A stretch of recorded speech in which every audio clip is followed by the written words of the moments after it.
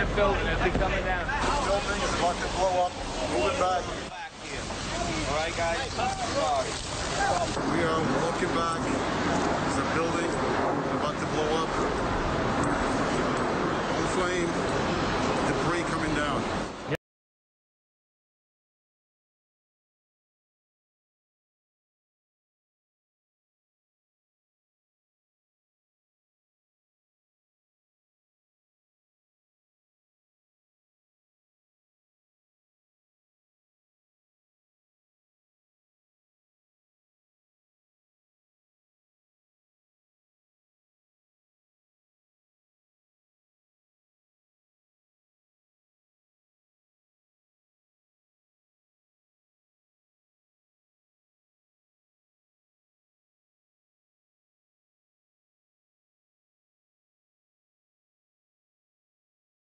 The New York Fire Department Lieutenant David Restuccio. Lieutenant, where are you right now?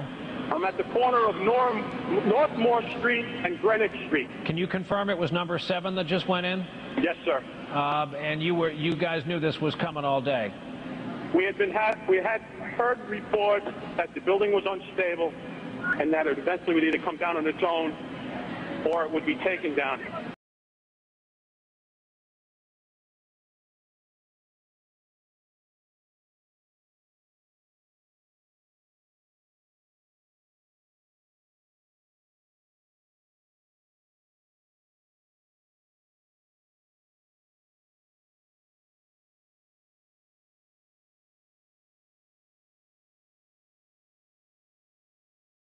I remember getting a call from the fire department commander telling me that they were not sure they were going to be able to contain the fire. And I said, you know, we've had such terrible loss of life. Maybe the smartest thing to do is pull it. And they made that decision to pull, and then we watched the building collapse.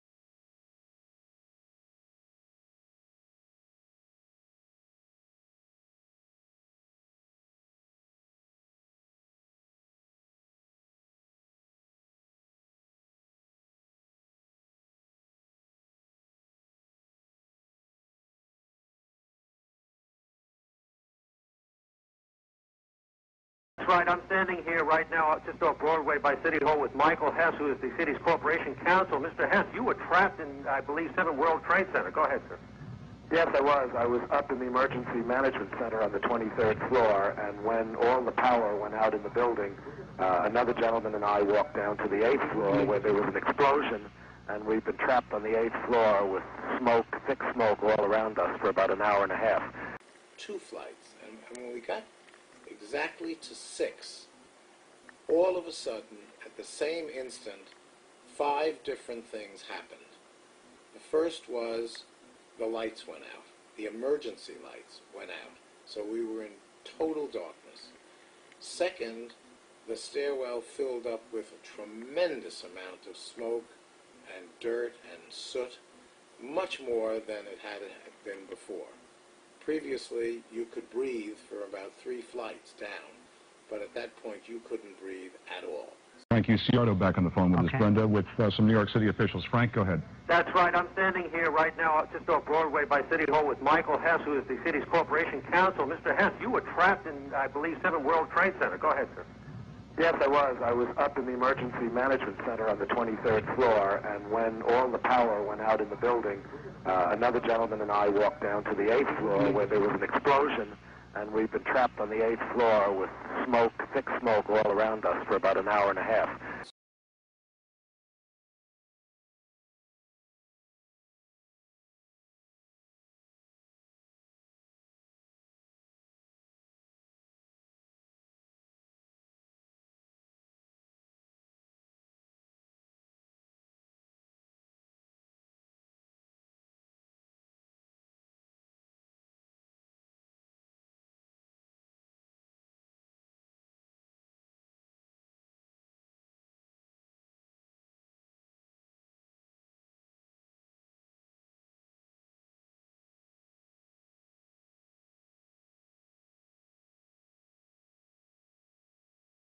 Goldman Sachs are warned.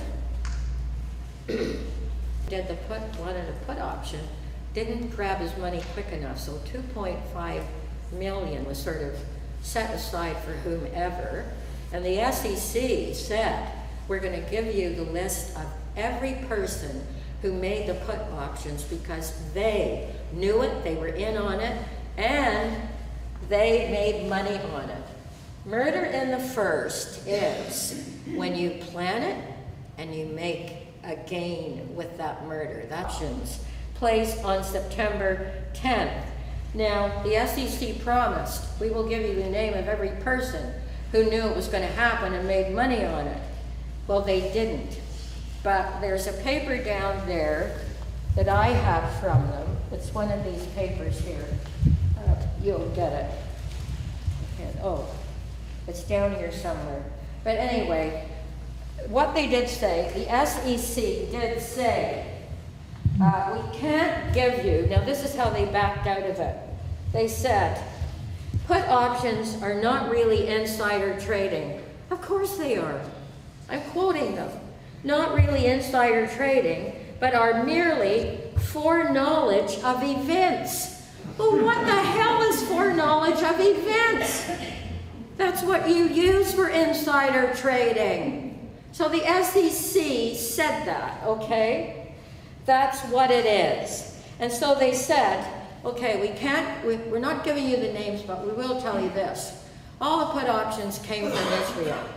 Okay, we're not giving you the names, but we will tell you this. All the put options came from Israel.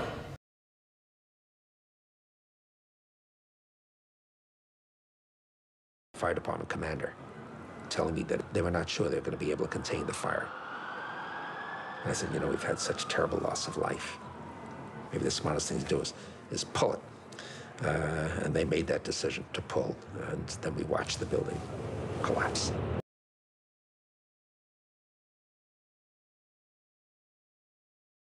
One of them had this to say on live TV. Our purpose was to document the event. To document an event that took America and the rest of the world totally by surprise? And the same dark forces that let Israel off the hook time and again were at work when a substantial majority of the United States Congress felt obliged to sign letters pledging their support for Israel when the United States Vice President was virtually slapped in the face with a wet fish by Tel Aviv over the building of housing for Israelis in illegally occupied East Jerusalem.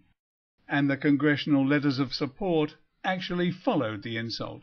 It was like a bunch of supplicants saying, "Hit me again, insult me all you like, it makes no difference, I am your friend." Here live outside of City Hall, the entire, as you can imagine, it is absolute chaos here. The entire city has come to a standstill. Everyone's just standing, looking at the smoke pouring out of the World Trade Center at this moment. There are certain people trying.